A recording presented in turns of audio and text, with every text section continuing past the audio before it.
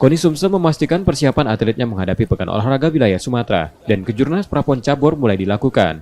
Namun untuk sementara, pembinaan atlet masih ditangani Pemprov Cabur masing-masing. Atlet yang mampu berprestasi dari Porwil dan Kejurnas Prapon Cabur langsung dibawa KONI Sumsel sebagai persiapan menghadapi Pekan Olahraga Nasional Aceh Sumut pada 2024 mendatang.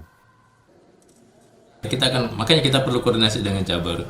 Mereka pasti akan membuat daftar atlet-atlet unggulan, proyeksi atlet yang akan berpeluang untuk meraih medali, yang lolos PON.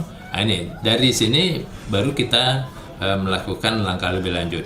Artinya produk dari Prapon ini nanti akan kita rekrut masuk dalam pembinaan KONI Sumatera Selatan. Pekan Olahraga Wilayah Sumatera dan Kejurnas Prapon Cabur 2023 rencananya akan digelar pertengahan hingga akhir tahun 2023.